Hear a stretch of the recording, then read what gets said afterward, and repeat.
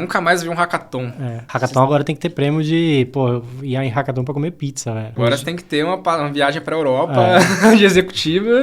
Cara, dá um Red Bull, uma pizza e tá todo mundo feliz, cara. Não precisa nem de, pô, vou dormir, eu durmo no chão aqui 5 minutinhos e reveza.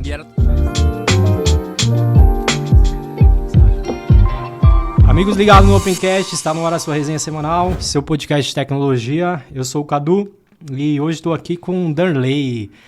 Darnley, cara, currículo bem extenso, né? Empreendedor, líder na área de tecnologia, né? CTO aí da IFTL. Começou sua carreira ali com 13 anos, cara. Pô, é um prodígio, né? Aos 20 cofundou aí a Link API, foi adquirida ali pela Semantics, né? Foi vendida aí, né? Não vou falar valores.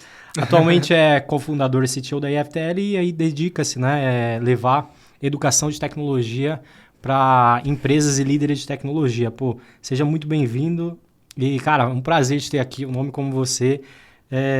Já te conhecia, né, por alguns amigos, até funcionário nosso aqui que faz IFTL, mas te conhecer pessoalmente ainda melhor. Seja muito bem-vindo e obrigado. Maravilha, Cadu. Prazer é meu, cara, te conhecer, participar aqui do podcast. Eu acompanho vocês, já vi que você trouxe muita gente foda aqui.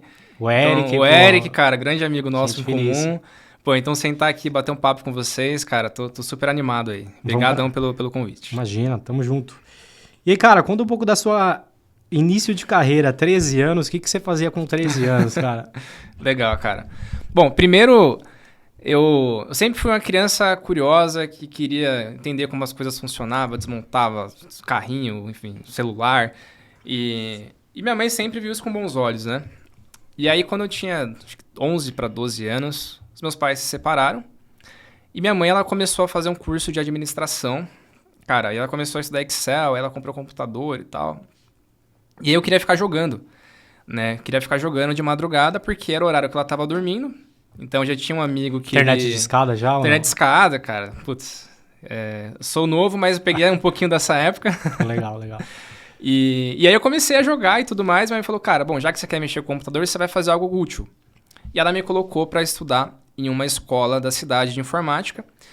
E lá eles tinham coisas básicas como Ambiente Office, Excel e tudo mais, até web design na época, HTML, CSS, Fireworks, Dreamweaver. Fireworks, era o Dreamweaver, qual é a versão? MX? MX. Pô, peguei. MX. Programou em ActionScript? Programei ActionScript, criava uns joguinhos em Flash. O Flash era animal. Bons tempos. Ou não, né? Só que não. Não, cara, Dreamweaver era terrível, velho. Puta que pariu. Você criava tudo com tabela, né? E aí você mesclava e gerava um código super zoado. Super lixo, né? E aí, fala aí.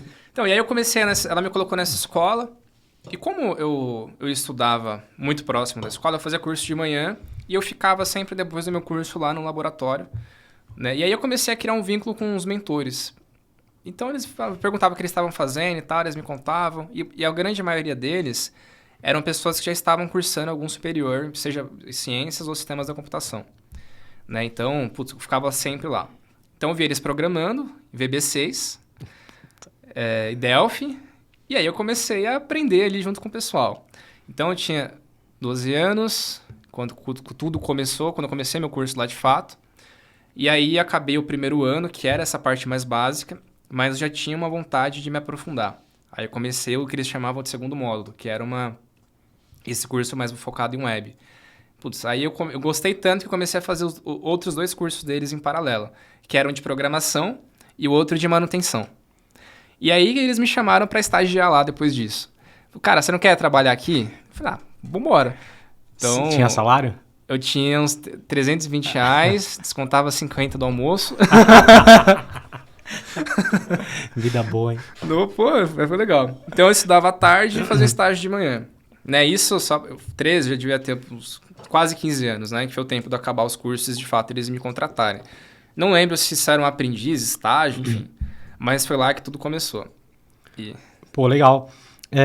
E aí você é formado em quê, o Darnley? Você se formou ali em tecnologia?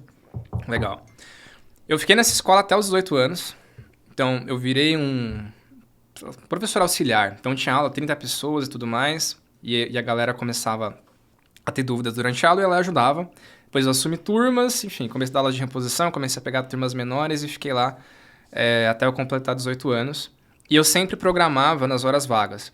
Então, toda oportunidade que eu via lá, eu falava, cara, eu quero criar um sistema para resolver. Era tipo uma SOS da vida? Tipo um SOS. Só que, como toda escola, eles tinham um diferencial deles, tinha metodologia própria para ser competitivo.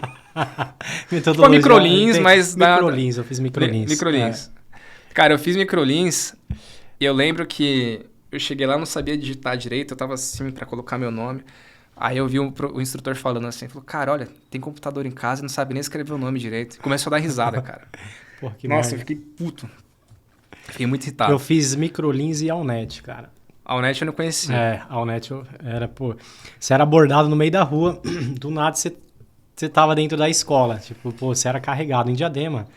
Diadema é terrível. E aí, como que você entrou na área de programação? Qual que foi Você foi ali como professor, né? Depois você, imagino que foi ali para alguma empresa como programador. E como que foi isso? Legal. Então, fechei minha trajetória lá, 18 anos. Eu comecei a fazer a faculdade de sistemas da informação. Então, consegui uma bolsa e tal, fiquei super feliz. E antes de eu sair da escola, eles estavam com problemas na operação e tudo mais, eles não iam conseguir continuar com a mesma estrutura. E eu acabei saindo. E eu tinha começado a faculdade. Eu falei, putz, como eu vou pagar a faculdade agora? Tem que me virar aqui. E aí, nesse meu tempo, eu consegui uma bolsa. E aí, eu fui pro mercado e comecei a participar de vários processos. Então, cara, tudo que era vaga de estágio, eu queria entrar. Eu participei de uma para ser suporte. Chegou na última etapa, tava tudo certo, e eles me perguntaram, pô, e aí, me fala um pouco mais das suas ambições, o que você quer fazer e tal. Eu falei, cara, eu quero ser programador. Eu expliquei, eu falei, se aparecer uma vaga para ser programador, eu vou ser... Aí os caras, legal, pô, muito bacana. E aí eu não fui contratado. E aí eu conheci a F-Câmara, a gente tava batendo um papo ali antes de começar, e eu tava muito nervoso, cara, tomando muito não. E aí eu fui pra entrevista na F-Câmara, era na Paulista. Cara, eu cheguei na estação suando de social, cheguei 2 horas antes. Naquela época tinha que... Hoje, não que hoje não tenha, né, mas... Você pode ir minimamente com uma Polo fazer uma entrevista, que não é comum. Mas tinha que ir de social, né? Sim. E eu, cara, tava sempre de social. E aí eu comecei a passar mal, cara. Eu tava nervoso. Eu fiquei na Paulista lá esperando um bom tempo. Aí eu falei, eu vou ir. Quase desisti. Liguei pra minha mãe. Falei, putz, minha mãe tava... ela tava desempregada também. Eu falei, cara, eu não tô me sentindo bem e tal. Ela falou, tenta aí, cara. Não, você já tem. Eu falei, beleza. Aí eu fui. Conversei com um grande amigo, inclusive ele é mentor na FTL, o William. E aí a entrevista foi super fluida. E com 15 anos eu tirei 2 certificações da Microsoft. E eu contei pra ele... 15 anos? 15 anos. Contei pra ele. Aí ele falou, cara, que legal, gostei de você. E me contratou. Então, aí eu comecei na F-Câmara como estagiário. Então, meu último salário era R$1.000. Eu comecei trabalhando 6 horas por dia, ganhando R$1.200. Falei, caramba, que doideira, né? Tá sobrando 1 hora no dia. E entrou eu entrei e mais 9 estagiários. Éramos em 10. E, cara, todo o meu tempo livre, eu ficava na F-Câmara. Então, acabou os projetos, as tarefas de estagiários, quer corrigir bug, fazer coisa que ninguém quer fazer, eu colava no pessoal sênior e falava assim, o que vocês estão fazendo? Me mostra, eu quero resolver bug, quero pegar projeto real. E aí foi indo. Então, com 3 meses, eu virei júnior, mas eu era um júnior diferenciado porque eu já tinha programado ao longo da minha adolescência. Por isso que essa transição também ela foi mais rápida. E aí você cresceu dentro da F-Câmara, né? Sim. Você chegou ali como sênior. Como que foi isso? De passar por esses estágios? Geralmente um desenvolvedor ele passa por várias empresas. Você fez sua carreira ali dentro. Como foi isso para você? Legal. Cara, eu gosto muito... Eu sempre falo para quem está começando, né? Consultoria, de forma geral... É um ambiente onde que você consegue testar muitas coisas, você consegue aprender sobre vários contextos de projetos totalmente distintos. Então, consequentemente, você cresce muito mais rápido. Você é cobrado todos os dias, cara. Tem alguém na cola. Né? Entrega. Entrega, você é cobrado por tudo. Né? Entrega, qualidade, prazo. Exato. E a gente sabe a verdade. Alguma coisa vai ficar de lado. Exato. Corta aí. Mas aí, cara... 3 meses eu comecei a participar de alguns projetos um pouco maiores. Eu não sabia muito bem, lá, pelo menos no time que eu estava, era um time de operações críticas. Esse era o nome do time. Conheci o time. Conheceu? Conheci. Legal. Era Valdir. Boa, Valdir, Thiago, William. O Thiago, meu Carlão. Amigo Bruno Renan, que também era da Missão Crítica também. Eu acho que ele passou pouco tempo lá. Mas eu conheci, era o sonho de, quem era programador e queria entrar numa consultoria aqui na F-Câmara, queria entrar no time de Missão Crítica. Exato. Eu caí lá por acaso. Então, assim, lá não tinha muita divisão e tal, quem é Junior, Pleno, Senior. Cara, se consegue resolver problema, é isso. Vai pra cima. Então, eu participei de muito projeto. O primeiro foi um projeto do Bob's. Eles estavam criando uma plataforma, não tinha iFood ainda, né? Então, eles estavam criando um sistema proprietário deles com a Ionic e tal. E eu acabei assumindo ali o desenvolvimento junto com o Carlos e o Sérgio, grandes amigos. E, enfim, fiquei lá um tempo.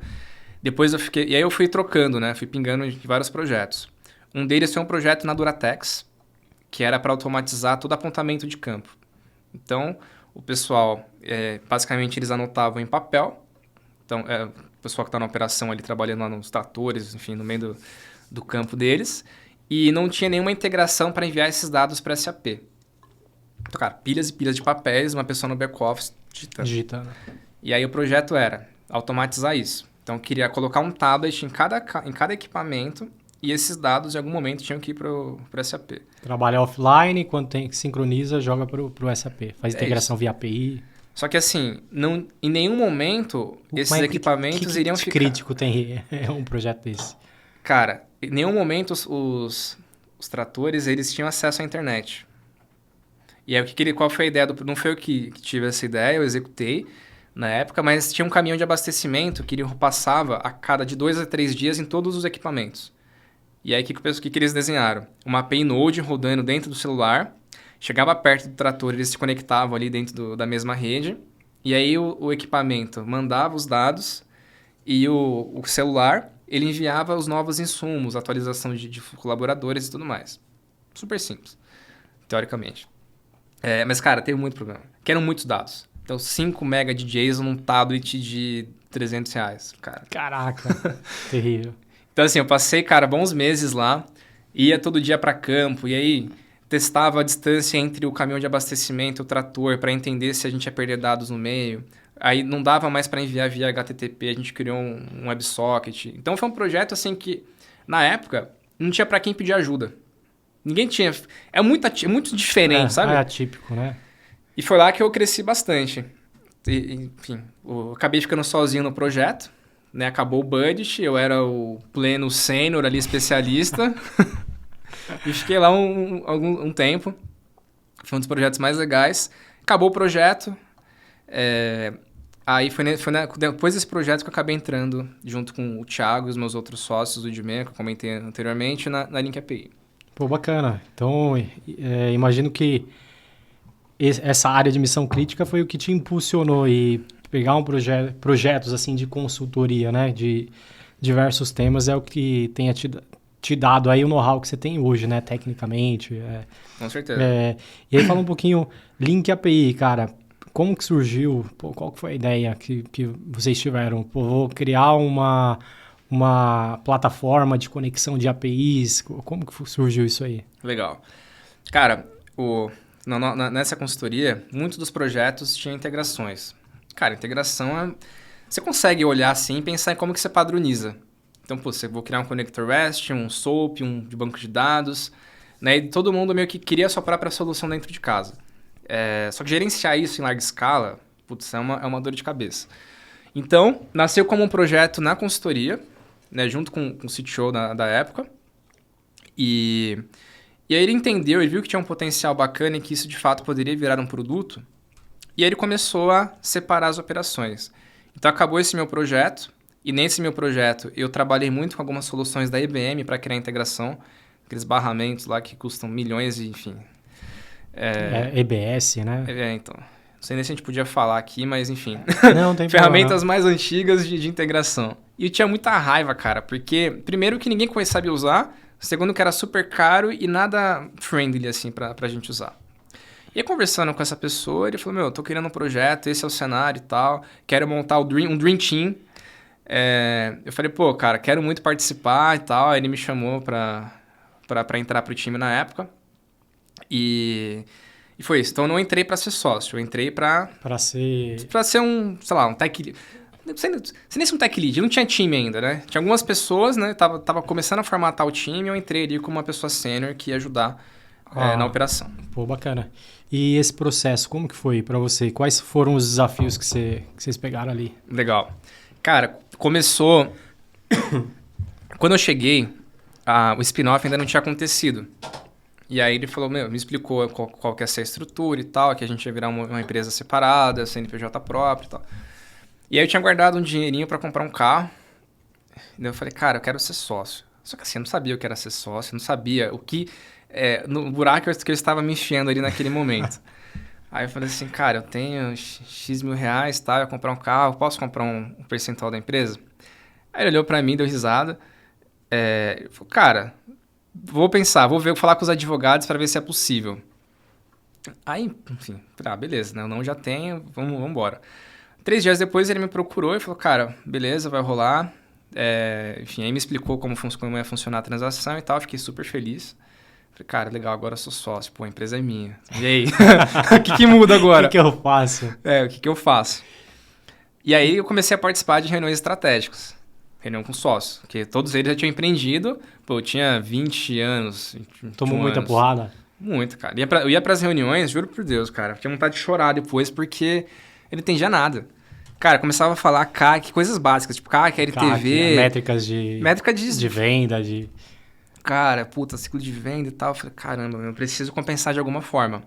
Então, eu entendi esse meu gap e eu comecei a estudar muito sobre integração e muito sobre os nossos concorrentes.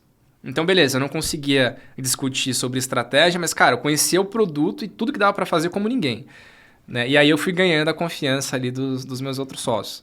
Mas, cara, o começo ele foi muito traumático, assim. E operação, tem algum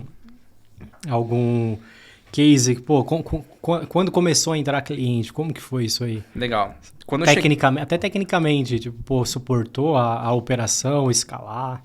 Boa pergunta. Quando eu cheguei, já existiam alguns clientes.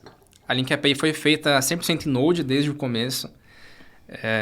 A Câmara, na época, eles investiam muito tinha uma estrutura lá para fazer POC e tudo mais, então a galera gostava muito de trabalhar com Node.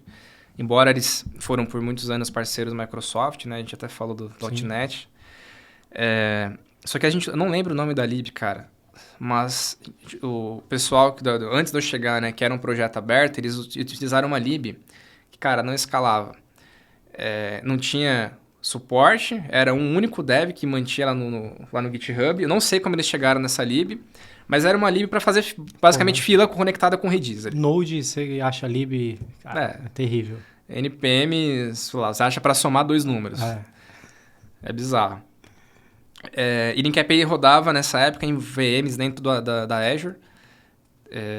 Depois a gente pode aprofundar um pouco mais, que isso aí também tem muita história. Então, assim, quando eu cheguei, a gente estava com um desafio de escala. Foi aí que a gente começou a pensar numa arquitetura um pouco mais escalável.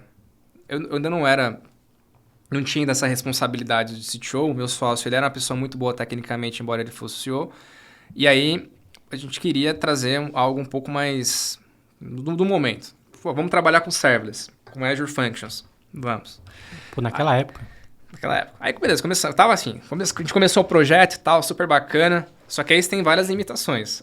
Eu não lembro, acho que são 15 minutos que uma função pode executar e morre. Cara, eu integrava banco de dados que uma query demorava mais do que isso para me retornar os dados. Fora que você tem que esquentar, às vezes, a função, né? Tinha um warm-up ainda. Cara, e aí, arquitetura linda, foi para produção, cara, começou a dar vários e vários problemas. Falei, putz, não é por aí. A gente voltou, começamos a desenhar, recriamos, aí a gente começou a criar uma arquitetura um pouco mais...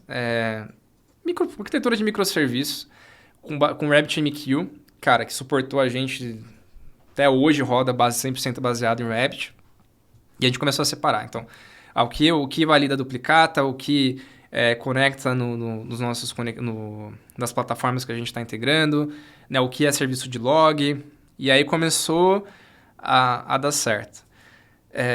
Só que assim, rodava em VMs. Putz, aí começou a ter problema de disco, como que a gente escala, como que eu crio e derrubo VMs real-time. Aí depois a gente acabou migrando para o Kubernetes. Não tinha Docker, né? Rodava com Docker. Rodava com Docker Swarm. Isso que ano que era? Cara, 19? 19, tá. 9. Então tava assim, Docker era, cara, o que tinha de mais avançado mais atual, ali. Né?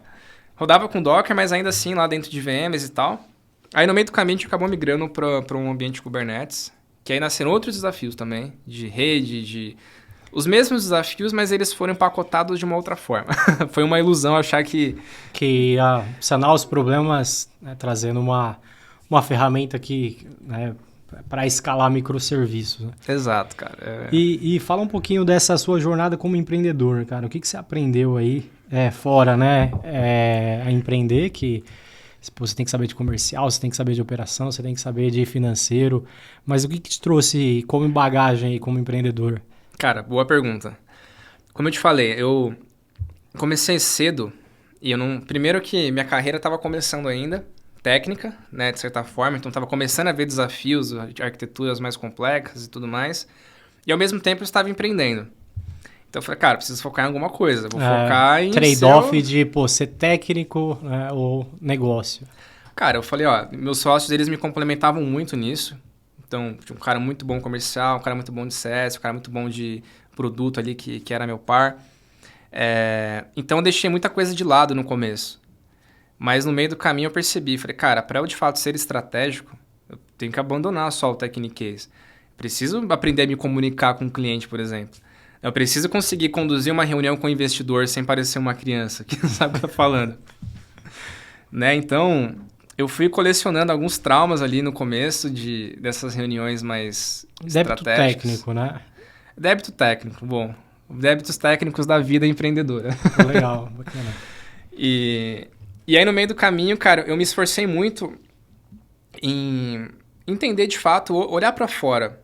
Porque na nossa cabeça técnica, eu falo muito isso no FTL, a gente tá tanto problema, cara, que a gente não olha para o lado, a gente não vai fazer um benchmark, a gente não vai conversar com alguém que já passou, alguém que está onde nós estamos, onde a gente quer chegar, né?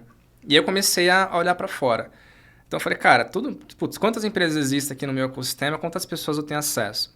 Então, eu comecei a ter um olhar um pouco mais atento para esses pontos. Cara, eu vou fazer um benchmark. Deixa eu entender ali aquela pessoa que tem um time com 40 pessoas, como que ele chegou nesse tamanho, né? E aí você vai, naturalmente, se tornando mais estratégico. Você se conecta com pessoas boas, você entende outras estruturas, outras realidades, como que as pessoas avaliam o time, enfim, tudo mais. E também você se aprofunda em negócio. Então, cara, me conta aí o que deu errado. O que você conta no LinkedIn que deu certo, beleza, mas... Cara, em que momento que o seu sistema caiu, que teve churn? Cara, me conta aí a realidade sobre empreendedorismo. E isso me ajudou muito, cara. Isso evitou que eu errasse ali. Eu errei bastante, mas ter essa consciência cedo, olhar para fora, conversar com essas pessoas me ajudou bastante e encurtou muitos caminhos. Pô, e aí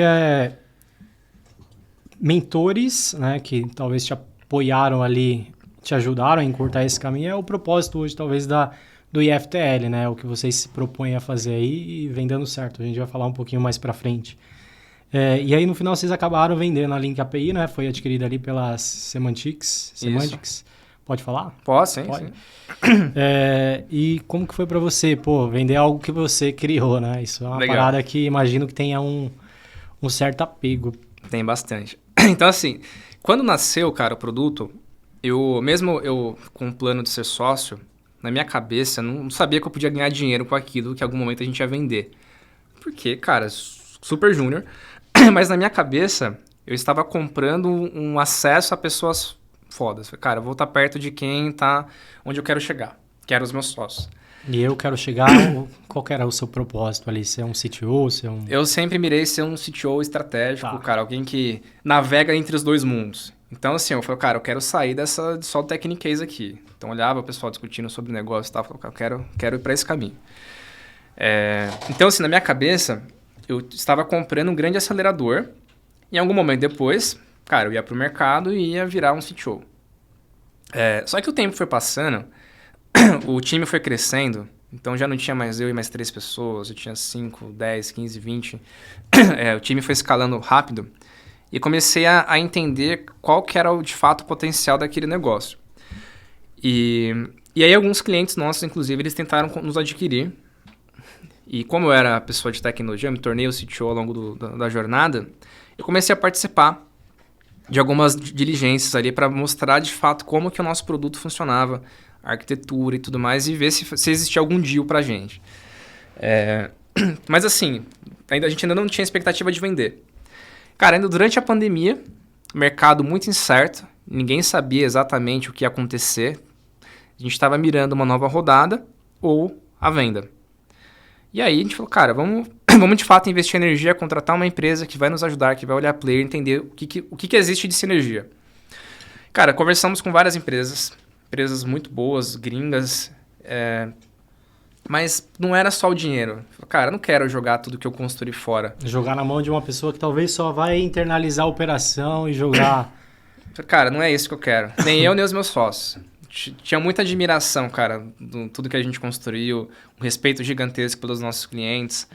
E aí a Semantics tinha muita sinergia entre as operações. Né? Primeiro porque eu queria, assim, o nosso próximo passo era se aprofundar em dados e AI. A Semantics era referência nisso.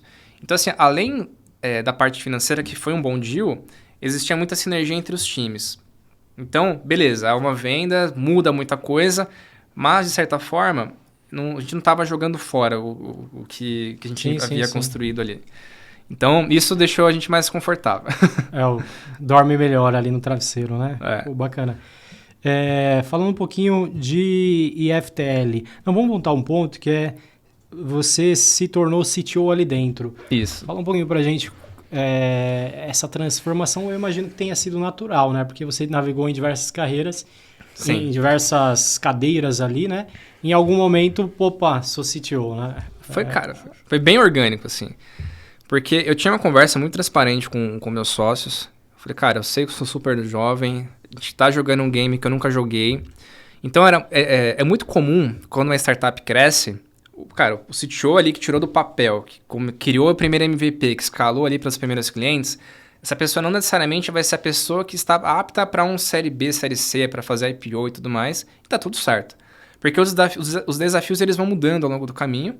E, cara, você pode se adaptar ou não. Mesmo a empresa sendo sua, cara, você tem que entender o que de fato é melhor para o business. Para a empresa, né? Exato. O que é melhor para a empresa? É eu ficar aqui nessa cadeira por ego ou trazer alguém de mercado que vai me ajudar a construir algo realmente significativo. Então, a gente sempre teve essa conversa e para mim isso foi super tranquilo. É por isso que eu não assumi como CTO desde o início. Então, eu fui conquistando essa posição. Sabia dos débitos técnicos. Exato. Cara, eu vou correr atrás aqui, sempre com muita humildade. Eu te falei, comecei a ir atrás de mentores. Falei, cara, eu sou ruim nisso aqui. Como que eu melhoro? Me ajuda. Né? Talvez não com a melhor abordagem, hoje eu vejo que eu era meio sem noção. Mas eu sempre tive isso muito claro. Então, e isso me ajudou a, de fato, me posicionar como CTO da empresa depois de 1 ano e meio ali de operação. Porque eu teve uma transformação minha, né? E CTO de uma empresa pequena ainda assim é tipo um tech lead premium. Entendi. Fala um pouquinho pra gente, qual é a diferença vocês abordam muito bem ali Legal. No IFTL, e também não quero trazer o curso aqui para o pessoal, né? Adquiram aí o curso que vale a pena. Qual que é a diferença dos níveis aí de CTO? Uma empresa pequena que começa, uma empresa ali que talvez recebeu uma série A, série B, e uma empresa talvez maior aí. Legal. Cara, a gente brinca que tem 5 níveis. 5 níveis? Primeiro é o The First Developer, enfim, tem algumas nomenclaturas, mas era exatamente o meu papel ali quando o projeto nasceu. Que é basicamente quando você tem que pegar uma ideia que alguém de negócio teve, criar um MVP e colocar pra rua. Cara, então seu desafio é um perfil mais hacker que vai programar e não está preocupado muito com escala. Cara, é validar a tese. Depois do segundo nível, né, você vira o guru de infraestrutura. Cara, tá na rua, já tem gente usando. Precisa escalar. Começa a dar pau, o banco de dados cai, você viu que você precisa aumentar a cloud, enfim. Então esse é o segundo nível e geralmente você tem ali umas 10 pessoas junto contigo. Aí depois chega o terceiro nível, que é o Superstar. Eu fiquei nesse nível um bom tempo. O que é o Superstar? Todo mundo te liga toda hora. Caraca. Cara, deu um problema, o pessoal te liga. Cara, você é um bombeiro, né? Você é um bombeiro, cara. E você não tem vida. Toda hora, o time comercial, cara, tem que fazer uma venda, um cliente super estratégico, você pode participar? Pô, acho que eu sou superstar. Aí você vai lá e participa. Cara, precisa... Banco de dados caiu, o pessoal de infraestrutura te chama, você vai lá e resolve. Cara, tem que criar uma funcionalidade tal. Então você tá sempre envolvido, fazendo muitas coisas, e você acaba virando um gargalo, né? E a gente fala disso nas mentorias, e eu aprendi isso na marra, porque é o seguinte... Eu decidi tirar férias, cara. Fui pro Chile e tal. Aí falei, cara, tava tudo certo, tudo funcionando. Eu cheguei lá, cara. Parou tudo. Parou tudo, cara. A gente trabalhava com MongoDB, cara. Gerenciar um MongoDB em escala, com um time que não tem conhecimento, assim. Com um time bom já dá trabalho. Não tinha um time especialista nessa stack. Deu muita dor de cabeça. Então, assim, eu perdi basicamente 2 dias da minha viagem resolvendo o problema. Eu voltei, eu falei, cara, eu não quero essa vida. Falei assim, eu virei um gargalo. Provavelmente, o que vai acontecer? A empresa vai crescer, alguém vai ser contratado, a gente vai ter que contratar alguém para ser o CTO, e eu vou ficar preso aqui nesse loop eterno. Então, eu comecei a pensar muito em playbooks. Cara, beleza. Como que eu tiro essa dependência? Como que eu tiro férias em paz? Então, eu comecei a olhar para a observabilidade, comecei a pensar em processo de desenvolvimento, em boilerplate para código, em criar SDK. Então, eu voltei com uma cabeça diferente para entender exatamente como que o time roda sem o Underlay, né? E, cara, fluiu bem, assim. Então, eu ainda estava mais... tinha acesso ainda à arquitetura, tinha acesso ao que o pessoal estava fazendo, mas o meu grande propósito ali era sair da operação. Falei, cara, preciso que... Você começa a formar novos líderes. Então, quem são as pessoas-chave aqui do meu time que elas têm potencial para liderar determinadas squads? Então, essa foi a virada de chave, que aí você tá com umas 20, 30 pessoas. Aí tem o 4º nível, que é o Decision Maker, que aí, putz, já tem mais de 100 pessoas, né? Você já tá pensando muito mais em estratégia, você não tá mais tão perto da operação. Às vezes o cara não sabe nem o código que tá, a linguagem. Nem tá preocupado com isso e tá tudo certo, né? E o último nível, esqueci o termo, mas é mais focado em indústria, que aí você tem uma operação com 500 pessoas, né? Você acaba tendo um pouco mais de voz no mercado. Então, quero mudar o backlog da AWS. Então, você não vai conseguir, mas quando você tem uma operação muito grande, você tem alguns acessos e algumas negociações. Bastante parcerias, e isso te ajuda. É mais decisão, às vezes, estratégica de eficiência do negócio, né? E, às vezes, um negócio, sei lá, um boticário da vida, a decisão de escala de determinado produto é mudar a cloud, né? Exato. Você tá olhando, um nível muito mais acima, né? Eu não cheguei nesse nível. Sinceramente, eu gosto de criar negócios do zero, de pegar a ideia, tirar do papel, de estar perto. Eu entendi que esse é o meu perfil. E pode ser que você chegue num nível ali que você... Putz, é aqui que eu quero parar, né? Exato. É o topo do Y ali, né? De um cara que enviesou no técnico e estratégico e parou ali naquela curva. Exatamente. Pô, bacana. E mesmo no nível 1 aí... esse nível aí que faz POC e tal, o cara precisa saber lidar com pessoas? Com certeza. É claro que você vai aprendendo ao longo do caminho. Nível 1 menos, né? Geralmente você tem um time com 2, 3 pessoas. Mas é um cara que talvez está com um negócio também. Precisa... Se o negócio for técnico, ele precisa talvez minimamente entrar numa reunião e conseguir apresentar a solução, né? Exatamente. Sem, às vezes, tá sem camisa, né? Com a câmera fechada. Cara, de regata na reunião com o investidor. Exato. E essas pessoas precisam aprender a lidar com pessoas, né? Exato. Em todos os níveis, cara. Eu sempre fui muito tímido, ainda sou. Cara, você vai tendo que... Se obriga... o que eu fazia muito? Cara, eu me gravava. Cara, câmera na minha frente, assim, eu fazia um pitch. E eu treinava todos os dias. Hoje eu ainda faço isso quando eu vou, cara, gravar um conteúdo novo, quando eu vou, sei lá, gravar story pro Instagram.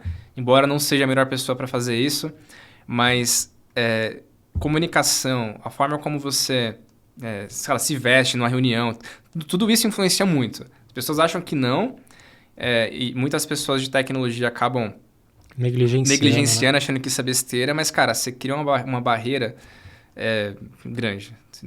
Eu sempre falo em algumas aulas, né? Tem o que a gente acredita que é o ideal e tem como a vida é. Como que é o mercado. Papel do Tech Lead. Tem Tech Lead que programa, o Tech Lead não deveria programar e tal, deveria estar fazendo POC. Cara, tem empresa Você tá nesse estágio, por exemplo, que você vai programar, você vai fazer POC, você vai corrigir o time, você vai fazer one-on-one, você vai fazer desligamento.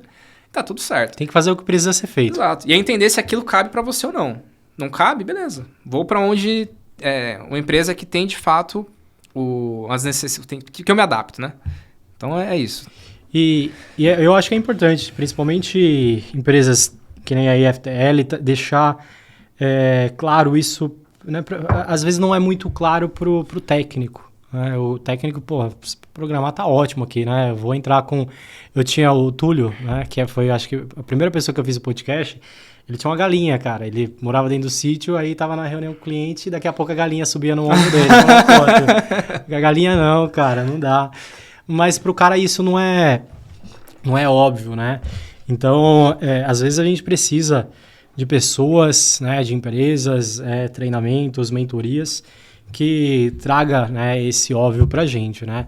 Então, você comentou um negócio ali que, pra mim falaram a mesma coisa, eu preciso melhorar, né, do fonoaudiólogo, né? Isso é algo que a gente, às vezes, negligencia, né? E é algo que a gente consegue corrigir, né? Consegue, tem, cara, teatro, fono, tem várias formas hoje. Esse caso é engraçado, acho que vale até falar aqui. Vale. Eu era estagiário, 3 meses lá, meu primeiro feedback, meu líder falou assim, cara, você se comunica igual uma criança. Ele era uma pessoa muito técnica, muito boa, uma das maiores referências na época, mas ele não era a melhor pessoa para lidar com pessoas. E assim, feedback... Cara direto, né? Direto, assim. Na cabeça dele, aquela era a melhor abordagem. Se comunica igual uma criança, acho que você precisa procurar uma fono para melhorar a sua comunicação. Cara... eu fiquei olhando para ele assim... Você passou numa fono? Eu passei, e aí eu fui na fono, cara. Aí tem alguns exercícios que são meio humilhantes, mas ajuda. A caneta? Tem um da caneta, tem um que você pega um espelho assim e fica falando pra tracrar sem parar. Cara, eu fui uns 3 meses na fono. Assim, e eu não falei pra ninguém. Eu falei pra ele depois de 2 anos, porque a gente acabou criando uma relação, enfim, um pouco mais próxima, fora do ambiente corporativo. E eu falei, cara, olha, você viu o que você fez comigo, cara? Fiquei traumatizado. Aprenda a fazer one-on-one, né? Exato. Só que assim, me ajudou muito. Porque, de fato, não era nem que eu não me comunicava bem, eu tava com muita vergonha de falar com ele. Tomando na mão, eu falei, cara, o que é isso? Será que ele vai me demitir? Será que eu tô fazendo besteira? Então, não sabia o que esperar. Naquela época, one-on-one, não existia essa palavra aqui. Não. Era feedback. Feedback. Né? Eu não lembro o nome que eles usavam. Tinha um outro nome, mas era isso. E geralmente você ficava com medo, né? Total. Hoje em dia você é cobrado pra fazer one-on-one. Cara, o one-on-one, recebi o invite, nossa, não dormia um dia antes. Cara, preciso me preparar, que será que vai perguntar? Cara, você começa a lembrar de tudo que você fez, cara, putz, comitê errado. E IFTL, cara, fala um pouquinho pra gente, como que nasceu o IFTL? Legal. Então o IFTL, ele nasceu também de forma muito orgânica, porque depois da venda, acabou trazendo uma visibilidade maior pra mim, pros meus sócios. Todo mundo com dinheiro no bolso. Todo mundo com dinheiro no bolso, a galera queria... Cara, pedir ajuda. Falei, como que foi? Me conta aí quais são os desafios e tal, como que vocês passaram de cada uma das fases. Então, nasceu como um projeto do meu sócio na época, cara, para formar alguns CTOs. Nem era a ideia ainda de ser uma edtech. A gente nem sabia que dava para monetizar isso. E aí, no final de 2022, nós olhamos para o mercado e falamos, cara, realmente existe um gap. Não tem ninguém olhando para isso, então tem informação para CEO, para CMO, para CEO, para tudo, mas não tinha ninguém conversando com as pessoas de tecnologia. E não desenvolvimento, né? Exato. Liderança. Liderança, acho que é importante. Então, assim, tem muito curso para quem está começando a programar, para quem quer saber sobre arquitetura e muita coisa legal. Mas para quem quer liderar em tecnologia, não existia nada. Cara, vamos testar. E aí nós criamos essa mentoria para CTOs, que ela foi evoluindo muito ao longo do último ano, mas sempre com esse foco. Cara, falar para CTOs sobre estratégia, sobre negócio, sobre liderança, sobre networking e coisas do tipo. Então, não discuto lá arquitetura, por exemplo. Tem uma aula de tecnologias emergentes, que a gente fala sobre IoT, blockchain e tudo mais, mas sempre conectado com o negócio. Então, o que as empresas estão fazendo com essas tecnologias? como que você consegue conectar o seu negócio com isso? Então, aula de networking. Cara, networking você só valoriza quando você precisa. Então, a gente está falando sobre isso agora, né? Exato. Então, foi assim que ele nasceu. E aí, no meio do caminho, a gente acabou criando uma formação para Tech Leads, que, a pessoa geralmente sênior ali, que está começando a liderar, então ela precisa entender sobre comunicação, sobre gestão de conflitos, sobre arquitetura, sim, mas arquitetura aliada ao negócio. Depois nós criamos uma formação para pessoas de produto, com o Joca Torres, que é uma das maiores referências do Brasil em produto, e vários outros mentores incríveis, mas ele foi a pessoa que ajudou a tirar esse projeto do papel. E recentemente nós criamos uma formação para AI generativa, mas para pessoas de tecnologia também. Então, como que eu uso, como que eu crio projetos de AI, como que isso me ajuda, né? Sempre nessa linha, não mais só o prompt, que é o que a gente tem visto muito no mercado. Então, legal. E aí, já tendo diversas turmas ali, o que você vê, qual que é o principal gap que você vê, tanto para pessoas que são CTOs, querem se tornar CTOs, tech leads, né? Pessoas querem se tornar tech lead. Qual que é o maior gap no nosso mercado? Legal. Cara, ótima pergunta. Eu converso com muita gente e os problemas eles são sempre os mesmos. Os mesmos, né? Até comentei com você aqui antes da gente começar que uma live que eu fiz, uma pessoa falou, o time de CS é o câncer da empresa. Mas como assim? Não, porque o time de CS, time de Customer Success, só traz problema, né? Nada nunca tá bom e tudo mais e tal. Eu falei, cara, mas se o time de CS está levando problemas, é porque o produto, a solução que você está entregando não está gerando valor. Está tendo bug, não para de pé e tudo mais. Então, eu vejo muito isso. Pessoas de tecnologia, eles querem olhar muito para a tecnologia. Cara, qual que é a última tecnologia do momento? O Deno, é o BAN agora, do .NET X, enfim, nem sei mais o que surgiu. E eles esquecem de olhar para o negócio. Então, Tech Leads e CTOs. Claro que em diferentes proporções, em uma escala de um pouco diferente, mas as pessoas não olham e não se conectam com o negócio. Tem uma aula que eu falo muito disso. Eu falo, pessoal, contratei uma pessoa júnior, pleno, sênior, não importa. Essa pessoa ela vai conversar com o meu marketing, ela vai conversar com o time de sales, ela vai conversar com o time de CS, para entender por que ela faz o que ela faz. Então, por que eu tinha empresa de integração? Por que alguém contrata uma empresa de integração? Estou sendo que ela pode fazer em casa. Quais são as dores? Quais são os desafios? Né? Como que eu vendo? Então, falta um olhar atento para o negócio. E acaba criando silos. Então, tech brigando com o negócio o tempo inteiro, quando tem que estar todo mundo junto, olhando para o mesmo lado. E hoje vocês se propõem a resolver esse gap também, né? De trazer o pessoal também para o negócio, né? Fala um pouquinho do propósito do IFTL aí para o futuro também, o Darley. Legal, boa pergunta. O que vocês pensam aí para os próximos anos? Legal. Então, o IFTL, ele, como eu falei, nasceu de forma orgânica e aí ele foi ganhando corpo, né? Virou de fato um ecossistema. Então, hoje eu já tenho mais de 2.000 pessoas formadas. Bastante gente. Que assim, são aulas que elas acontecem via Zoom, então a gente preza muito pela conexão do mentor com as pessoas que estão ali, não é algo gravado. O que eventualmente é um problema de escala, mas eu entrego mais valor. Então, não estou preocupado em vender muito. Eu quero, a sala, né? Exato. Eu quero mudar a vida daquela pessoa que passa pelo FTL.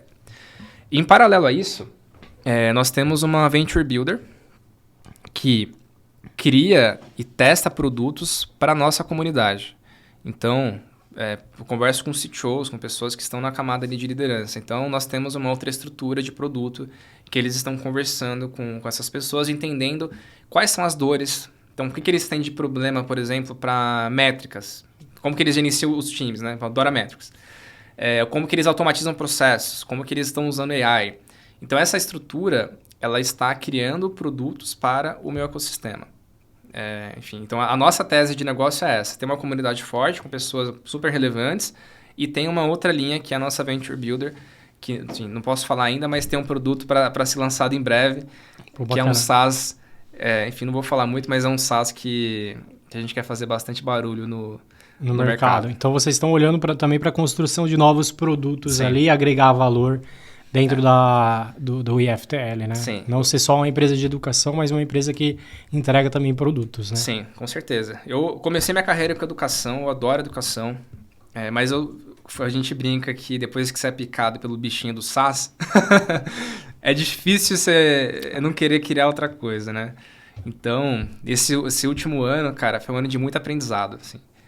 A gente vem de um mercado B2B, a gente foi para o mercado B2C de educação. Bom, beleza, é para liderança, mas é totalmente diferente. Então a gente apanhou, a gente errou no começo, errou com marketing, errou com posicionamento. Cara, a gente tinha um produto muito bom, mas a gente não sabia vender isso, sabe? O PS sempre foi altíssimo, mas qual que é o posicionamento para o mercado? Tem que pagar a operação, né? Tem que pagar as contas. Enfim, então nesse último ano, e agora em 24, a gente ainda está olhando muito para educacional, mas eu já tenho uma máquina que funciona, já tenho pessoas ali na nossa camada de liderança que conseguem tocar a nossa operação. Agora eu consigo me deslocar e voltar a olhar para a nossa Venture Builder. Que a nossa tese sempre foi essa. Bacana. Vocês estão olhando para tecnologias emergentes, né? Vocês têm esse treinamento ali, mas o que vocês estão olhando também para trazer tanto para dentro, né? Tem algum sei lá, alguma tecnologia, né? Algum segmento que vocês estão olhando para colocar também ali? Legal. Abordar um público diferente? Legal. Cara, não tem como não falar de IA hoje. Então, IA é o futuro. Não, não é. IA é o presente, não dá mais para fugir. Então, assim, o que eu tenho usado na operação, tem muita AI para tudo, assim, desde revisar a aula, então avalia a aula, compara o CSAT, gera ali um feedback do que poderia ser melhorado, de quais são os principais gaps, né? Até AI, por exemplo, no nosso processo comercial. Então, é um projeto que a gente já tem rodando internamente, a gente solta para o mercado em breve, que é para automatizar todo o nosso ciclo ali de qualificação dos nossos deals. Então, a pessoa se cadastrou no site, ela precisa entender se a formação de fato faz sentido para ela ou não. Como que eu faço isso? Então, eu tenho transcrições de várias reuniões, eu tenho conversas no WhatsApp, eu tenho, enfim, várias informações sobre as turmas e tudo mais. E a gente está colocando isso dentro de um assistente, de um agente, desculpa, para plugar no site ou via WhatsApp e o pessoal começar a tirar as dúvidas. Então, eu sempre falo, eu tenho uma formação de AI, cara, o IFTL tem que ser AI first. A gente tem que investir muito aqui, não adianta eu ter uma formação de algo que eu não uso no dia a dia. Então, assim, o meu time usa muito para tudo, todo mundo tem uma licença lá do GPT. Inclusive, ontem eu cancelei a licença e subi um ambiente nosso usando uma ferramenta open source, que eu pago por consumo de tokens, além de ter que pagar $20, começou a ficar caro. Então, cada 1 milhão de tokens eu pago $5 agora. Cara, pra galera usar, eu gastar $50... né? E, você pluga ali a quantidade de documentos que você quer. Exato. Mais barato. Gera uma base de conhecimento legal, todo mundo tem acesso ao ambiente, eu consigo controlar, criar prompts compartilhados. E, enfim, subi ontem, o time estava testando, mas tô gostando já. Já valeu a pena. E aí tem bastante... Lá na Open também, na BMS, outras empresas aqui do grupo, muitas pessoas elas têm dificuldade de entender em qual momento, né? Pô, eu sou um dev sênior. Que momento que eu tenho que fazer um curso de tech lead, né? Que momento que eu devo procurar a IFTL? Será que, para mim, que acabei de assumir uma posição ali de um cargo mais sênior técnico, eu deveria fazer esse treinamento? Legal. Boa pergunta. Quem compra cursos de formações de tech lead na IFTL é de sênior para cima. Então, tem pessoa que quer ser tech lead e tem a pessoa que já é tech lead, mas ela começou a perceber que, putz, sabe quando você fica, cara, será que estou fazendo do jeito certo?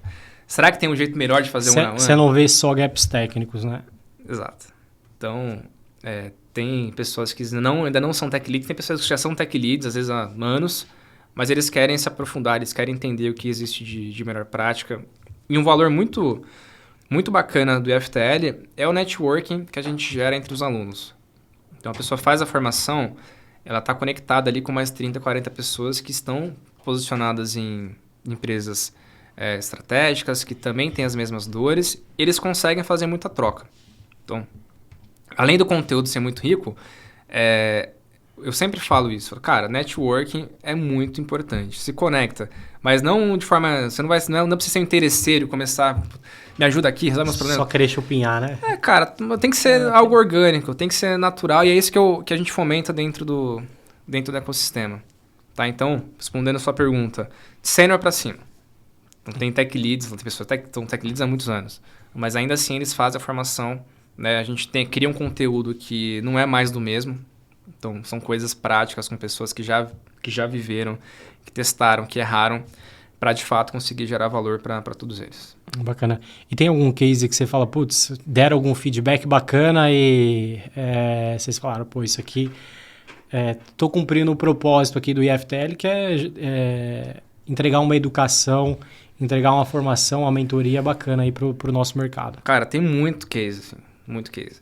A galera me chama às vezes, pô, cara, legal, acabei de conseguir um emprego por conta das dicas que vocês derem aula. Cara, consegui uma promoção, putz, eu sentia que ia ser desligado, fiz a formação, mudei o meu comportamento e agora, né, eu assumi uma nova cadeira aqui dentro. Então tem muito case e os cases mais legais são pessoas que fazem negócio entre eles. Então, eu acabei não comentando, mas eu tenho uma comunidade que é o Tech Changers.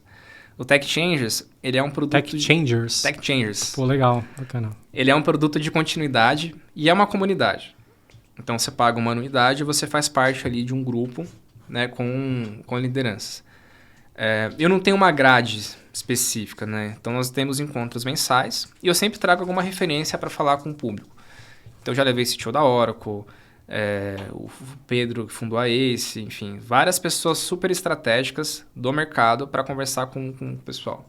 Cara, recentemente, um membro da comunidade virou sócio de um mentor, eles estão criando alguns projetos juntos. 2 membros, eles acabaram conversando e criaram uma startup. E, cara, assim, isso para mim é maravilhoso. Estão fazendo negócio. Estão fazendo negócio, cara. Pô, que legal. Isso é muito legal. Bacana. E já a gente já fechou um ano, cara, todo mundo que entrou no primeiro ano, que apostou no projeto, continuou, eles renovaram, eles seguem com a gente, o grupo tá cada vez maior. Então, putz, isso é muito legal. Entrega valor, né? Entrega valor. A gente estava comentando, né? Eu tô ainda naquela fase de criar network, né? Se vale a pena, não vale a pena. Então, eu vejo que isso acaba sendo orgânico, né? Sim. Então, principalmente para nossa área, que é o pessoal que às vezes quer conversar muito sobre técnico, né? Pô, que tecnologia, como que você usou, né? Como você escalou. Então, você vê que também sai negócio, né? E você vê que talvez agrega até mesmo em ajudar com alguns desafios que outras pessoas passam ali dentro da empresa. Total. Networking dentro de tech é muito fácil, o difícil é para fora. Exato. O difícil é para fora. Eu falo, pô, vamos fazer... Na nossa época tinha Corujão, hoje em dia não deve ter mais isso, né? Corujão, cara, faz tempo que eu não vejo isso. Programação. Acho que é até proibido, né? Não sei. Sei lá, tem tanta coisa hoje Hackathon. em dia. Cara, nunca mais vi um hackathon. Hackathon agora tem que ter prêmio de... Pô, ir em hackathon pra comer pizza, velho. É isso, agora você tem que ter uma viagem pra Europa de executiva.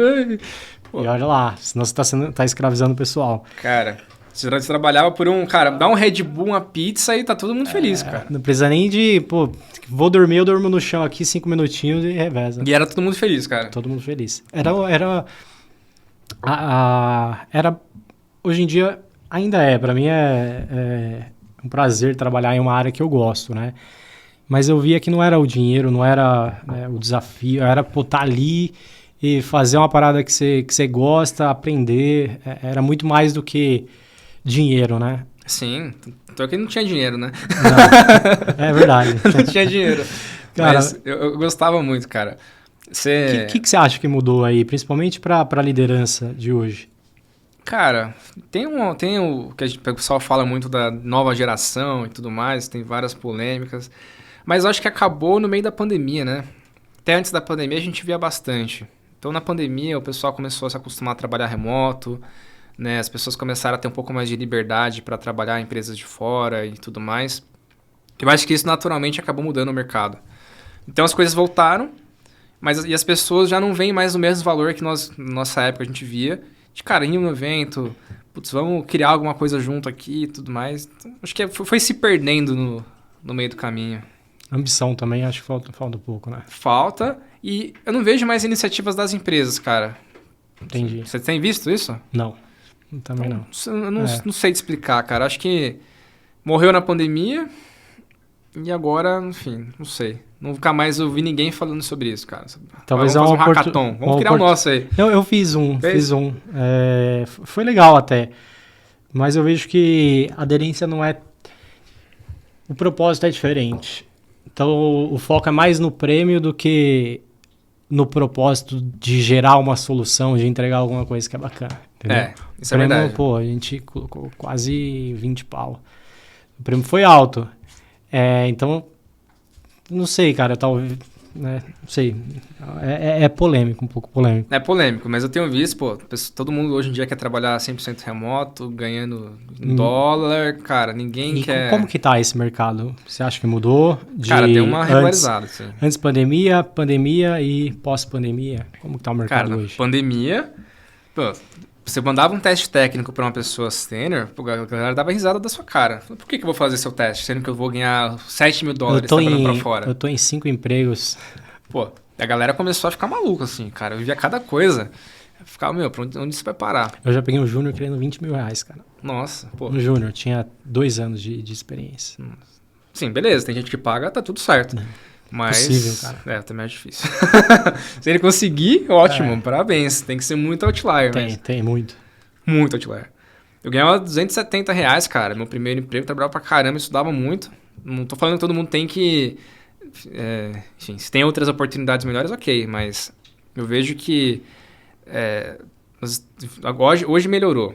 Mas nós estávamos de um momento de dinheiro fácil. Então, muita startup captou, cara, tava queimando de dinheiro a rodo, né? Sem muito plano, sem estratégia, contratando gente pra caramba. E isso deu uma bagunçada na cabeça do pessoal. Então aí começa a surgir os cursos, vire sênior em 6 meses, cara. Mude de carreira, via médico, venha ser advogado. Isso bagunçou bastante o mercado, cara, na época da pandemia. E muitas pessoas começaram a trabalhar em mais de um emprego. O que é polêmico também, né? Assim, depende da forma, depende de como a pessoa se organiza, se ela vai continuar performando da mesma forma ou não. Eu acho que o mais importante é, se você está nessa posição, falar, cara, eu estou em outro lugar aqui, isso é um problema? Tá tudo certo. Tranquilo. Eu não acho que isso necessariamente é um big deal, assim. Não. E a partir do momento que você está cobrando as horas que você tá executando... Cara, o meu estilo de liderança é baseado em resultado. Cara, se a gente combinou isso, você vai me entregar? Ok. Tem uma pessoa do meu time que ele gosta de trabalhar de madrugada. Cara, eu já falei, não é o ideal para sua saúde e tudo mais. Cara, não, performa melhor e tal. Ok. Enfim, tá tudo certo, tá? O alinhado não sai caro, né? Exato, o alinhado não sai caro. Enfim, aí muita startup quebrou. Hoje tá muito difícil captar. E agora eu tenho visto que o mercado ele tá se ajustando de novo. Então, você ainda tem muita oportunidade boa para quem realmente é bom, mas aquela farra que nós vivemos há alguns anos, 3 anos atrás, tá passando. Entendi. Como que você vê isso? Cara, eu vejo que quem é bom se mantém. Então, a galera que realmente é sênior tem um entendimento ali do que precisa fazer, até mesmo... eu acho que o mercado mudou um pouco a visão do técnico, né?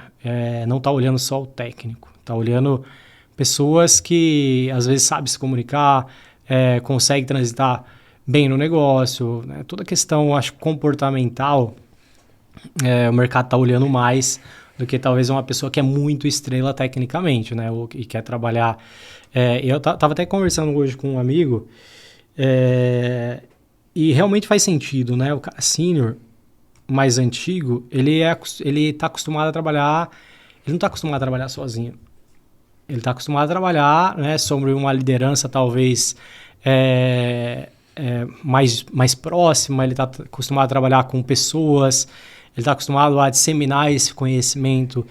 E hoje em dia, um cara sênior, ele acaba sendo... Como posso colocar... ele acaba se preocupando só com ele, né? E tudo que a empresa acaba podendo aproveitar de um cara assim, talvez a disseminação do conhecimento hoje ela acaba se perdendo, né? Porque o cara montou o ambiente da empresa na casa dele, ele tá preocupado em entregar só a tarefa dele. Então é um pouco, não digo egoísmo, né? Mas eu entendo que a pessoa muito técnica, que foge um pouco hoje de uma pessoa que tem habilidades interpessoais, ela acaba não tendo muito destaque. Então é minha visão, né? Eu não acho que é certo ou errado. E aí é um ponto que eu queria trazer. O que você vê como diferente, como importante aí para as pessoas técnicas, né? Características que você vê que, essa pessoa hoje tem que ter. Boa pergunta. Além de tudo que a gente já conversou, de ter uma visão mais atenta para o negócio e tudo mais, esse ponto que você trouxe, ele é muito importante. Cara, a pessoa sênior é uma pessoa que ela tem que disseminar conhecimento. Putz, ela é uma referência técnica ali. Né? As pessoas, quando dá um problema, para a pessoa mais sênior do time que você liga, que você vai procurar. Então, habilidades sociais, soft skills ali de comunicação, a gente fala muito disso, é muito importante. Então, não é só se apegar à parte técnica. Eu já trabalhei com muitas pessoas, a gente tem muitos amigos em comuns, inclusive, do passado. Pessoas extremamente técnicas, mas pessoas extremamente estúpidas, assim, arrogantes. Cara, você vai fazer uma pergunta simples, a pessoa só falta te chamar de burro. Pô, você tá doido? Como assim você não sabe isso? E aí as pessoas se sentem mal. Cara, então você precisa... você tem uma responsabilidade com a carreira das pessoas que estão ali contigo, né? Ah, mas eu não sou líder delas. Tudo bem, mas você precisa ser uma pessoa sociável. Eu não, já demiti pessoas por causa disso. Cara, ótimo técnico, mas se eu coloco numa reunião com o cliente, a pessoa é capaz de xingar o cliente porque ele não, enfim, fez uma pergunta burra na cabeça dele. E até às vezes não se comunicar, né? Mas o corpo falar, né? Exato. Então, tá na reunião com o cliente fala alguma coisa. Eu tive alguns casos, mas eu comuniquei a pessoa. Inclusive tá com a gente até hoje. Hoje o cara é uma das pessoas que fala do produto, é a pessoa que mais vende, né? Mais comunicativa, fez Legal. IFTL. Legal. O João Paulo, cara, o cara é incrível.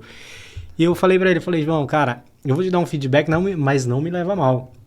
Mas nem tudo é o correto e é o que o mercado dita. Porque às vezes o cara acredita naquilo e, cara, tá tudo bem. Então, chegou, não lembro qual foi o cliente falou, cara, assim, eu não vou pra cloud porque pra mim não é confiável, eu vou manter no on-premise. Aí ele só faltou, parecia a menina do Exorcista lá, de virar a cabeça. Aí eu falei, meu Deus do céu, o cara, literalmente, ele não falou nada, mas o corpo dele... É presencial? Não, foi no Teams. Nessa hora que ele fecha a câmera, baixa o notebook e vai dar cabeçada na parede, né? Aí eu falei, mano do céu, o cliente percebeu.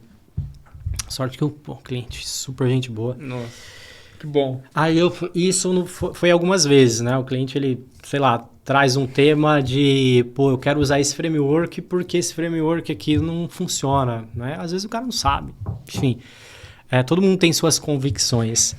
Mas você tem que entender o ponto de vista do cara. Entende primeiro e beleza, né?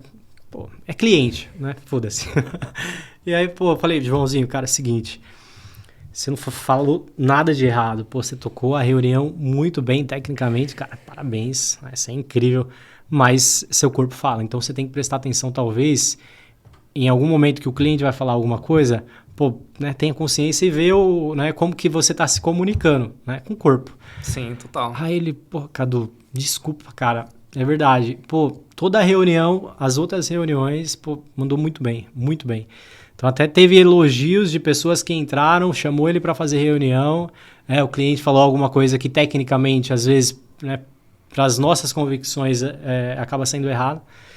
E ele, né, foi mais consultivo, né, do que ele emitiu a opinião dele. Eu falei, se o cliente quer colocar cocô na tela, mano, vamos colocar cocô na tela, porra. Né, deixa... A gente somos uma consultoria, então vamos direcionar a melhor tecnologia, né? O melhor produto, a melhor metodologia. Mas se o cliente quer fazer, cara, é dele, né? Sim, total. A gente não vai... não pego porque não trabalho com Node, é só .NET. Não pego porque, tá em... sei lá, não tá em DDD. Cara, que ótimo ponto. A arquitetura, cara. Pô, já passei 2.000 pessoas formadas aqui no nosso ecossistema. E, cara, muitas conversas.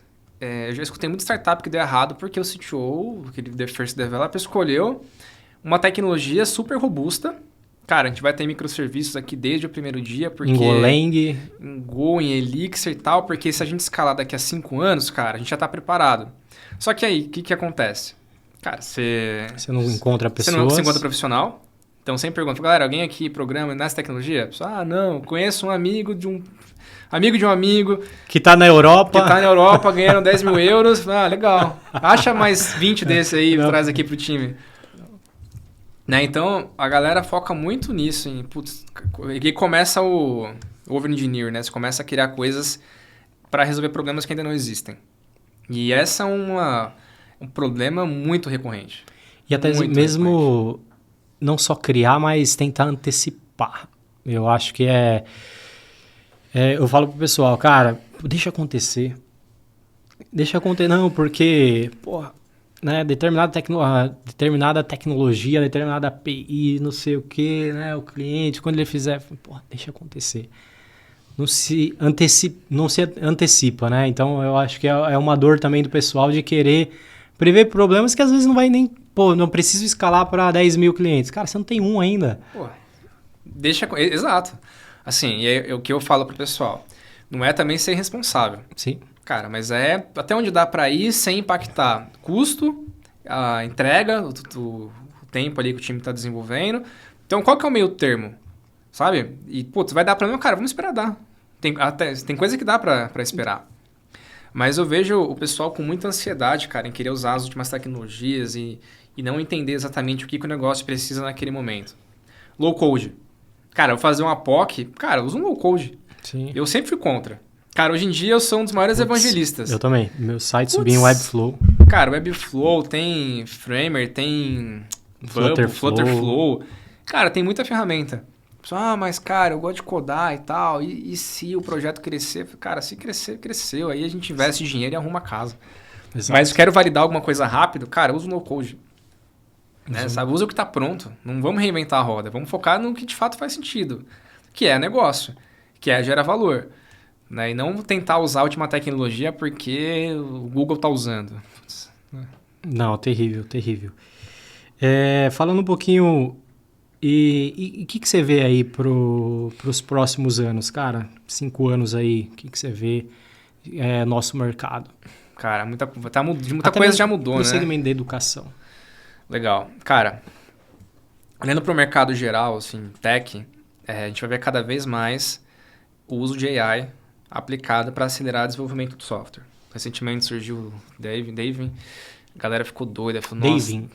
Acho que é Davin. Não sei se é assim que se pronuncia. A galera, putz, cara, agora já era. Acabou os devs.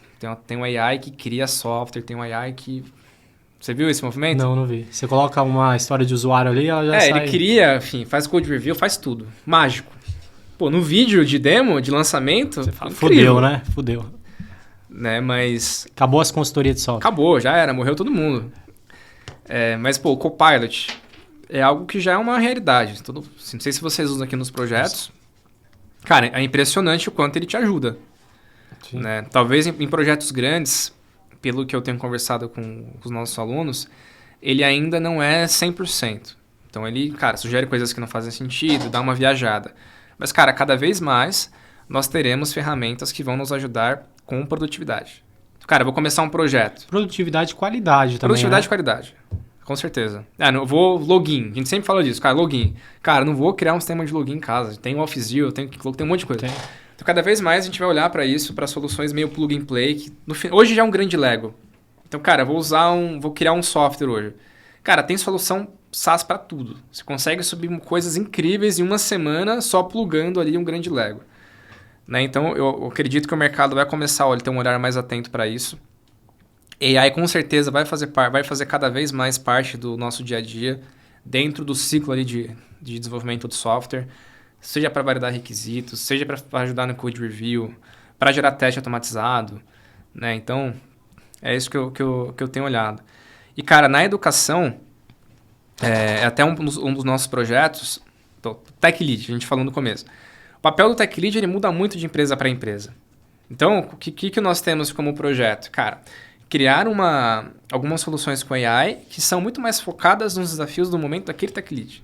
Então, estou gerindo um time com 5 pessoas numa stack que eu não conheço. Então, você tem alguns desafios. Agora, estou no time com 15 pessoas, né? Pô, mais do que deveria, eventualmente, para uma única liderança. Numa tecnologia que eu já conheço, mas tem desafio de escala. Então, a gente vai começar a criar produtos focados em resolver as dores de cada pessoa dentro de cada nível. Quando você tem AI para fazer isso de forma automatizada, você gera muito mais valor, porque eu resolvo aquela dor especificamente. Nem isso falando do IFTL, mas eu vejo que vai ser um movimento natural do mercado. Então saiu a versão nova do GPT-4 Omnis semana passada. É bizarro o que eles fizeram. Para aprender inglês, para quem não tem condições, cara, você paga $20. Cara, você tem um professor ali te ajudando, você conversa, você interrompe, ele se mostra a imagem, ele te fala o que é. Então, vai mudar muita coisa, assim. Já tá mudando, mas acho que 5 anos é uma janela longa, cara. As coisas estão muito rápidas, assim. Sim. E você acha que o modelo educacional para a nova geração, ele vai mudar? O modelo, não sei, o modelo de lecionar, né? Para as pessoas que hoje talvez é da nossa geração, para essa galera que está vindo fazer um treinamento de liderança, né? Você acha que o modelo educacional mesmo? Sim, cara, faculdade. Eu não acabei minha faculdade, falta um semestre, mas a galera fala, você recomenda fazer faculdade? Cara, foi a faculdade que abriu as portas para eu conseguir um estágio. Lá que eu entendi sobre como que funciona de fato a área. Os 4 anos é o ideal? Cara, eu acho que não. Você aprende muita coisa lá que é para preencher uma grade curricular, que nem faz tanto sentido. Então, o que a gente vai ver cada vez mais são conteúdos e cursos focados em resolver um determinado tipo de problema, que é o que a FTL faz. Cara, o desafio de liderança é entender sobre estratégia. A pessoa que procura a FTL, geralmente ela já fez o MBA, ela já está no mercado há bastante tempo, e o MBA, a faculdade, não ajudou ela a resolver as dores do dia a dia. Então ela sabe muita coisa, muito conceito, mas ela quer ver prática. Ela quer entender como que ela consegue no dia seguinte aplicar algo que ela aprendeu. Né? E não passar 6 meses ali estudando algo para gerar conhecimento. Claro, existem áreas como, por exemplo, AI. Tem o uso da AI para pessoas de negócio e tudo mais. É um uso um pouco, de certa forma, mais simples. Mas se eu quero virar, de fato, um engenheiro, aí você precisa investir bastante tempo para aprender, de fato, os fundamentos e como que aquilo, de fato, funciona. Agora, liderança, arquitetura, essas questões do dia a dia, a gente vai ver cada vez mais conteúdos e pessoas gerando informação ali para resolver esses cenários específicos. Eu não acredito nesse modelo de ensino tradicional, que você fica 4 anos ali na faculdade, depois você faz uma pós e... Pelo menos não para tecnologia. Você passa metade da sua vida ali numa instituição, né? Cara, não. Num modelo de ensino que, desde o ensino médio até o superior, você acaba no mesmo modelo, né? De fazendo prova, né? Estudando, fazendo prova, esquecendo. Exato. E não colocando na prática. Né? Exatamente. Então, eu acho que muita coisa vai mudar. As pessoas perguntam, você faria de novo? Sim, mas isso tem que mudar. Já está mudando e a tendência é que cada vez mais a gente tenha coisas de fato que são game changers, né? Que te prepara para o mercado e não um monte de conceito que eventualmente você nunca vai usar. Sabe? Então, quero começar a trabalhar com um front-end. Você não precisa entender detalhe de como funciona um processador, por exemplo. Sim. Entender minimamente, né, a linguagem, o framework, né, HTTP. Exato. Faz sentido. E aí, falando um pouquinho do Darley, o que você almeja aí para o futuro, para você, né? O que você está vendo aí? Esquecendo a área carreira, né? O que você pensa aí para você nos próximos anos? Objetivo de vida? Legal, cara. A gente está sempre em reflexão, né? Eu faço terapia toda quinta e semana passada eu cheguei e falei assim, Paty, cara, eu tô repensando agora por que eu faço o que eu faço, qual que é meu propósito, para onde que eu vou. Ela falou assim, você tá numa idade de muita reflexão, realmente. Então, durante a minha jornada empreendendo, cara, você abre mão de proximidade com a família, você deixa os amigos de lado, você não cuida da sua saúde, né? Você abre mão de muita coisa e se é certo ou não é outra história, mas putz, é meio... Você entra no flow ali, cara, de execução e você acaba deixando tudo isso de lado. Hoje em dia, na FTL, cara, que é a minha segunda empresa, eu tenho um olhar muito mais consciente para tudo isso. Cara, trabalhar é importante, quero construir um legado, quero criar algo grande novamente, sim, mas minha família é importante, né? Os meus amigos são importantes, o tempo de qualidade com a minha namorada é importante. Eu tenho um bebê de 2 anos e meio, cara. Pô, que legal. Amo passar... Eu tenho uma de 6 anos. Pô, incrível. Cara, isso muito bom. É muito... Assim, se acompanhar a evolução de uma criança, cara, é surpreendente. Então, eu quero ser estou me preparando para cada vez mais ser um ser humano melhor, né? Olhando para todas essas caixinhas. Em alguns momentos você entra naturalmente em desequilíbrio. Então, cara, tô na semana, essa semana tá super intensa, né? Não consegui treinar ainda. Putz, estou me sentindo puto. Mas, antigamente eu não via isso como um problema. Hoje eu já vejo. Hoje eu entendo que o treino é importante, que a minha natação é importante, que correr é importante, que ler vai me ajudar. Meditação, cara. Eu comecei a fazer meditação no ano passado, fazia todos os dias de manhã. Cara, é impressionante como isso me ajudou a me conectar melhor, a reduzir minha ansiedade e tudo mais. Então, quando eu olho assim, daqui pra frente, cara, é continuar nessa trajetória, mas sem deixar de lado todas essas caixinhas que elas são tão importantes. E algo que eu tenho feito, cara, é viajar bastante. Cara, adoro conhecer novas culturas, novas pessoas, entender mais sobre pessoas. Isso tem me ajudado também. Eu falo para as pessoas, cara, quem tem oportunidade, viaja, cara, conversa, entende mais sobre porque como que aqueles ambientes eles se configuraram. Então, é por aí. Tenho metas... Viver mais a vida, cara, de forma equilibrada. Porque no final, quando você no final do dia, você fala, cara, legal, tô trabalhando pra caramba, tô acumulando patrimônio e tudo mais, mas pra quê, né? Então, acho que você tem que curtir a jornada, cara. Você tem que trabalhar pra caramba, você tem que fazer tudo que você faz, mas aproveitar a jornada também é muito importante, né? Pô, eu comentei da minha família, cara, fiquei, assim, muito tempo sem ver minha mãe, por exemplo. Né? No último ano, eu vi mais minha mãe no último ano do que eu vi nos últimos 4 anos, assim, quando eu faço uma comparação. Né? Então, isso pra mim hoje em dia é muito importante. Eu não quero me desconectar dessas outras caixinhas que é o que elas me fazem bem, né? Não, faz sentido. Eu sempre falo que você tem a ordem, né? Você precisa sacrificar para depois aproveitar, né? Você não pode fazer o inverso. O inverso geralmente não dá certo, né? Não. Você aproveitar para depois, cara, na frente você vai ter que sacrificar, né? Eu abri mão de muita coisa, assim, na minha adolescência. Então, todos os meus amigos estavam curtindo e tal, dando um rolê, e eu estava trabalhando, estudando bastante. Era a fase para fazer aquilo, de fato. Fase. Tá tudo certo. Você tá com quantos anos hoje? 27. 27? Pô, novo pra caramba. 27. E eu abri mão de muita coisa. Cara, é isso. Eu tinha uma aposta. Agora, hoje eu estou em um momento que, cara, sou muito privilegiado para conseguir desfrutar e linkar, usar e conseguir aproveitar bem todas essas outras caixinhas. Talvez, se eu não tivesse feito aquele sacrifício que eu fiz lá no comecinho, sim, as coisas seriam totalmente diferentes hoje. Diferente. São escolhas, né? São escolhas. E fez a escolha certa. E FTL, pô, desde Link API e FTL, são empresas que deixaram um legado, né? E vão deixar ainda mais. E é bacana conhecer pessoalmente, conhecer a história. A gente, que negócio, eu ouvia muito falar, né? Conhecia você, né, por outras pessoas. O pessoal sempre falava, pô, Darley é um cara incrível, né? Um gênio. E, pô, se mostrou aí. Já foi quase 1h30. Já foi 1h30? Putz. Cara, última palavra, última pergunta, na verdade. Pô, se você pudesse voltar no tempo, deixaria uma mensagem ali pra você? Cara, essa é uma pergunta difícil, mas eu acho que foram os erros, tudo que eu fiz, assim. Você erra muito no caminho, né?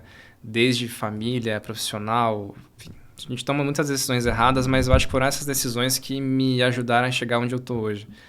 Né? Então, assim, eu não mudaria nada. Acho que eu deveria ter... Assim, Continua, né? A mensagem Continua, é segue o jogo, segue o flow, cara. Continua fazendo o que você tá fazendo porque vai valer a pena. Já deu certo, né? Já deu certo. E as pessoas que trabalham comigo, elas falam, pô, eu sou muito otimista, né? Pô, deu problema, cara, eu sou muito frio quando tem problema. Cara, cai a produção e tá tudo certo. Ok, a gente vai resolver. Ah, mas, cara, o cliente tá puto. Ok, mas não muda nada, né? Não tem o que fazer. Eu gosto de ser muito pragmático. Então, olhando pra trás, pô, se eu pudesse mudar algumas coisinhas, eu mudaria. Mas acho que foram esses erros que me ajudaram a chegar aqui, cara. Com muita mais sabedoria, valorizando o que realmente importa, né? Valorizando meu relacionamento, meu filho e, enfim. O erro te dá a casca, né? Exato, cara. Ele te dá mais resiliência para você enfrentar desafios maiores, né? Com certeza, ele te prepara, né?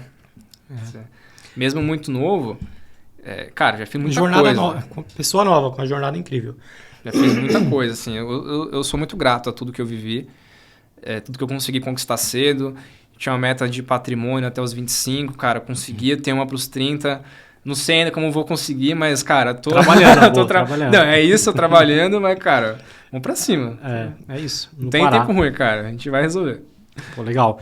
Cara, prazerzão te conhecer. Muitíssimo obrigado por aceitar. Bate-papo incrível, de longe, um dos melhores que eu já fiz aqui. Aprender com você, pra mim, foi mais aprendido que qualquer outra coisa. Tenho certeza que o pessoal vai aprender. E, novamente, obrigado, cara. Cara, eu que agradeço o convite. Parabéns pelo projeto. Valeu, As pessoas obrigado. precisam conhecer mais o que vocês estão fazendo aqui, cara. Vocês trouxeram muitos convidados incríveis. E é um prazer imenso estar aqui com vocês, viu? Muito obrigado. Obrigado mesmo. Valeu, pessoal. Deixa lá o like. Como que o pessoal te acha ali nas redes sociais? Cara, Instagram, Darley Moraes. E LinkedIn também, Darley Moraes. E IFTL.education. .education? IFTL.education. A gente segue deixa lá. os links lá. Pessoal, os treinamentos são ótimos. O pessoal da Open, grande parte fizeram, né? O pessoal de liderança, da BMS, da Blue, fizeram todos.